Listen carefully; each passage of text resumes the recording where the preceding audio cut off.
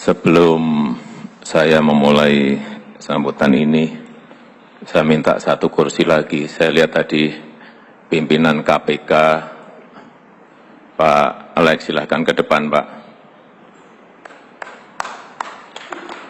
KPK ini penting sekali. Jangan diberikan kursi di belakang, harus di depan. Ya, udah. Silakan. Kursinya jangan beda, kursinya sama saja yang ini ya, tapi di depan. Ya. Bapak, Ibu, dan saudara-saudara sekalian, jadi perubahan dunia sekarang ini sangat cepat sekali. Lagi saya ulangi, sangat cepat sekali. Tiap detik berubah, tiap menit berubah. Tiap jam berubah, tiap hari berubah, tiap minggu berubah, tiap bulan berubah. Berubahnya cepat sekali. Kalau kita bekerja linier,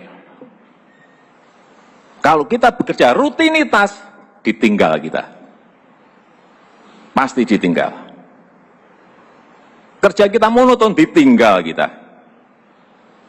Coba kita lihat. Ada internet.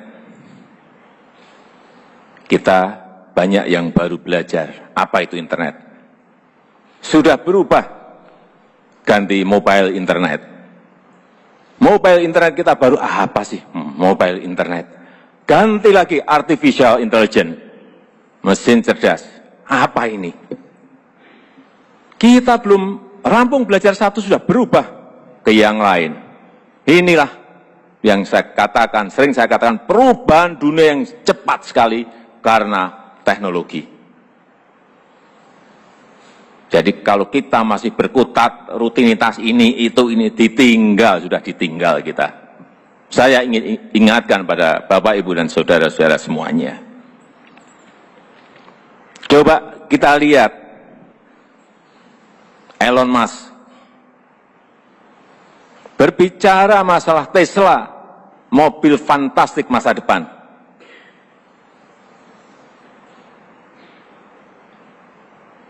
Gagasan dia yang lain, Hyperloop, memindahkan orang dari satu tempat ke tempat yang lain dengan sangat cepatnya. Berbicara mengenai SpaceX, bagaimana mengelola ruang angkasa agar berguna bagi manusia.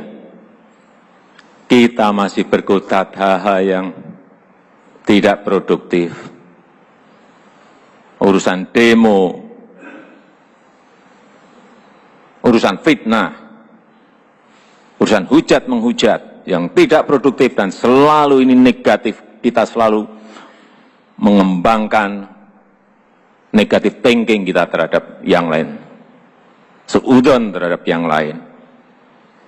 Fitnah, kabar-kabar bohong. Apakah ini mau diterus-teruskan? Kita masuk sekarang kepada anggaran. Coba kita lihat, anggaran kita juga gede.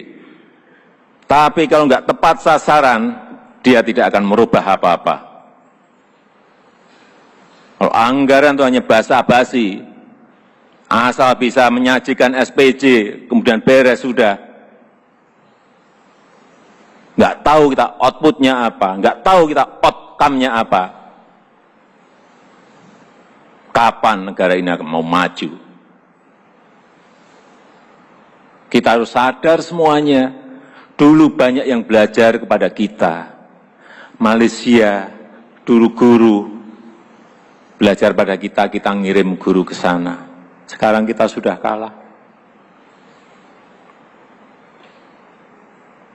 Dulu jalan tol,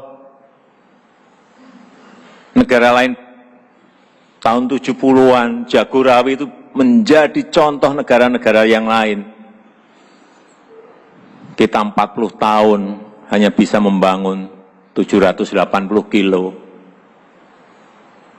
Di Cina yang dulu belajar kepada kita sudah 280.000 kilo. dulu belajar pada kita apa yang salah dari kita. Itu yang harus kita evaluasi.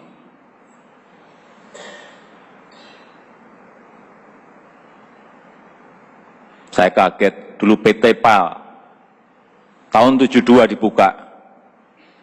Korea Selatan punya juga PT kayak PT PAL tahun 73 dibuka. Kita belum maju kemana-mana, dia sudah bisa bikin kapal selam. Apa yang salah dengan kita?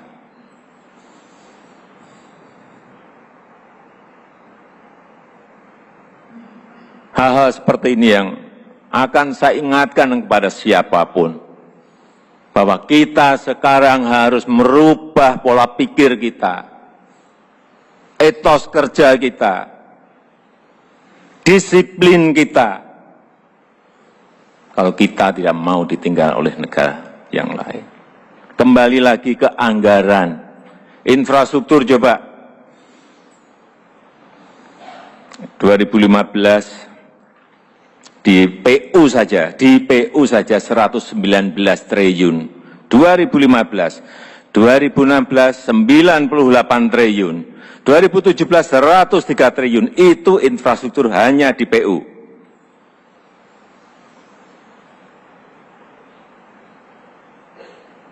Saya ingatkan ini juga perlu diawasi. Ini duit gede, ini anggaran gede. Di perhubungan, coba kita lihat. 2015 43 triliun, 2016 20 triliun, 2017 26 triliun. Ini duit gede sekali. Memang kita sekarang ingin fokus, ingin konsentrasi pada infrastruktur, karena kita sudah ditinggal jauh oleh negara-negara lain di sekitar kita. Ini adalah basic dalam rangka kita menuju ke step berikutnya. Anggaran desa, coba kita lihat. Hati-hati terhadap anggaran desa. 2015, 20 triliun. 2016, 47 triliun. 2017, 60 triliun. Meningkatnya, meloncat sangat besar sekali. Tetapi hati-hati, mengelola uang sebesar ini juga tidak gampang. Tidak mudah. Hati-hati. Saya senang tadi kepala desa diajak untuk ke istana, tapi yang diajak adalah yang baik-baik, yang sudah bagus dalam pengelolaannya terhadap dana desa itu, dan para bupatinya juga. Saya titip 60 triliun itu bukan uang sedikit. Bisa menjadikan desa kita baik, tapi juga bisa menjadikan kepala desa itu menjadi tersangka kalau tidak cara-cara pengelolaannya baik. Oleh sebab itu, saya harapkan Habib, aparat pengawasan kita betul-betul ini dikawal, diawasi, dicek, dikontrol betul, agar nanti ada output yang baik, ada outcome yang baik. Dan tolong dimulai dibangun sebuah sistem, aplikasi sistem keuangan desa ini yang simple, yang sederhana. Saya lihat yang dulu, laporannya ruwetnya kayak gitu, gimana kepala desa malah tidak ngurus desanya, malah ngurus laporannya nanti. Kalau cara membuat laporannya ruwet seperti yang saya lihat 2 tahun yang lalu. Buat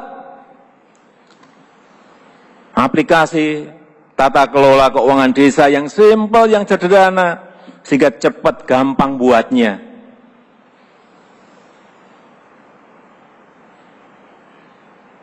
Jangan buat berlembar-lembar, berlapis-lapis. Yang paling penting simple, sederhana, tapi gampang dicek, gampang dikontrol, gampang diawasi. Prinsip di situ. Nggak usah laporan bertumpuk-tumpuk. Tapi duitnya juga hilang untuk apa? Laporan itu untuk apa? Nggak ada gunanya.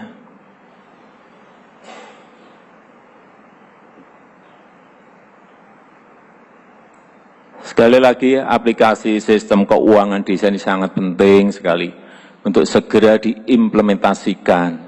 Sehingga ada transparansi, ada pertanggungan jawab yang betul-betul konkret, real. Tidak hanya di tulisan, tetapi lapangannya juga kelihatan. Tidak hanya di pelaporan, tapi konkret bisa dirasakan manfaatnya oleh rakyat. Keinginan kita ke sana. Jangan sampai kita basa-basi dengan laporan-laporan, tetapi barangnya nggak nongol untuk apa.